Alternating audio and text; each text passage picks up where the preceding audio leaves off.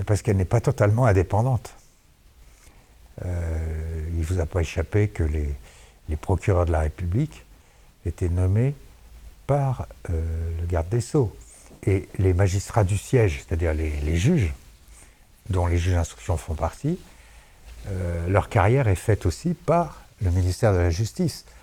Après, ça passe par le Conseil supérieur de la magistrature, mais il y a une direction des services judiciaires, un directeur des services judiciaires, un directeur d'administration centrale du ministère de la Justice, c'est lui qui va proposer. Donc on peut ne jamais vous proposer, donc vous ne passerez jamais. On est dans un pays jacobin. Les révolutionnaires, et je suis partisan, pour moi c'est la référence, c'est la révolution, c'est les Lumières, c'est l'égalité dans la loi, les droits de l'homme, etc. La révolution se méfiait des juges, parce que les parlements d'Ancien Régime s'étaient opposés au roi. Donc ils pensaient qu'ils allaient s'opposer à la nation. Et en plus, c'était une noblesse d'Europe, je ne vous fais pas un dessin, donc c'était pas un modèle du genre. Donc il y avait cette volonté, et qui est restée constante, de museler la justice. J'étais très frappé quand je travaillais avec mes amis de Genève, par exemple, le juge d'instruction de Genève, et du procureur de Genève. À chaque fois, c'était marqué sur leur en tête pouvoir judiciaire. C'est-à-dire que c'est un pouvoir judiciaire, comme vous avez un pouvoir exécutif, le président de la République ou les ministres, etc., et le pouvoir législatif, sur un pied d'égalité. Il n'y a pas de pouvoir judiciaire en France, ça n'a jamais été voulu, parce qu'il y a cette tradition jacobine, et il y a cette volonté du ministre de la Justice, du pouvoir, qui n'est que l'émanation du pouvoir, de pouvoir donner des directives aux procureurs de la République qui ont l'action publique. Ce sont eux qui peuvent poursuivre ou ne pas poursuivre les personnes. Donc il y a des contrebalanciers, si vous voulez, mais fondamentalement, le pouvoir politique, et je pense que c'est constant, en réalité, même s'il y a des discours contraires, chaque fois on dit on va réformer le statut des procureurs, etc., qui en réalité ne veut pas de ça. Ils veulent avoir la mainmise sur l'action des procureurs, sous forme de directive générale. On poursuit tel trafic de drogue à partir de tel seuil, on fait ci, ils définissent une politique pénale. Voilà. Donc il y a cette mentalité qui est forte chez nous, qui est jacobine, qui fait que ça freine l'indépendance de la justice. Et tant qu'on ne touchera pas au statut des procureurs de la République, qui n'ont pas les mêmes garanties d'indépendance que nous avons, nous, en tant que juge du siège, on ne peut pas parler d'une indépendance de la justice.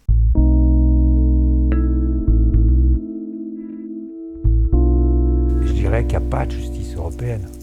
Il y a un procureur européen qui a très peu de prérogatives et de toute façon qui doit s'adresser aux procureurs des différents États pour agir. Donc il n'y a pas de justice européenne. Par contre, il y a des pays qui font partie de l'Europe qui sont plus en avance que la France.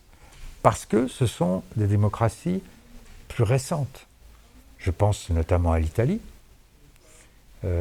l'Espagne, encore que ce n'est pas parfait, ou le Portugal, qui ont connu des dictatures et qui, avec des jeunes républiques, ont introduit une idée d'indépendance qui est plus forte que celle que nous avons, qui date de la Révolution. Et c'est triste à dire, mais en 1958, on n'avait pas la volonté non plus d'accorder l'indépendance de la justice à l'époque. Donc il y a une espèce de décalage dans le temps qui fait que ces démocraties peuvent nous permettre de franchir le pas, mais les politiques ne veulent pas le faire. Ils ne l'ont jamais fait.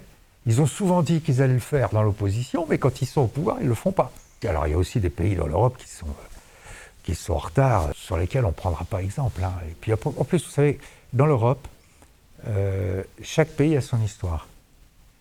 Chaque pays a sa culture. Chaque pays a sa... Vous avez des pays, prenez l'Allemagne, qui est un pays important, il y a une vraie régionalisation, c'est une centralisation, mais il y a des pouvoirs régionaux qui sont importants, et ça se ressent dans toutes les institutions. Nous, on fait partie des États centralisés depuis très longtemps, au moins depuis Louis XIV. Alors, je vois qu'un exemple qui m'arrive, un autre État qui est hyper centralisé, c'est la Russie.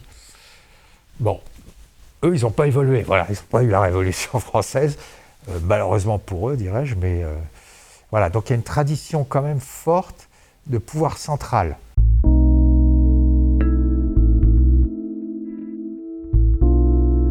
Parce qu'elle intervient sur des contentieux.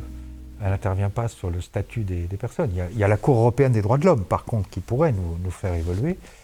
Et c'est vrai que je dirais que les grandes réformes en France, notamment en procédure pénale, viennent de l'Europe. Il n'y avait pas d'avocat en garde à vue en France. Et on considérait que c'était normal. Jusqu'au jour où la Cour européenne a dit non. Donc nos grandes évolutions, elles sont permises par des structures européennes. Maintenant, l'Europe, il y a une montée des nationalismes aujourd'hui, hein, qui fait que chaque État risque de se replier sur lui-même, et le moins d'Europe qu'on risque d'avoir ne poussera pas à une justice, vers une justice indépendante, parce que chaque État fera comme il voudra chez lui, ce qui est déjà plus ou moins le cas, bien sûr.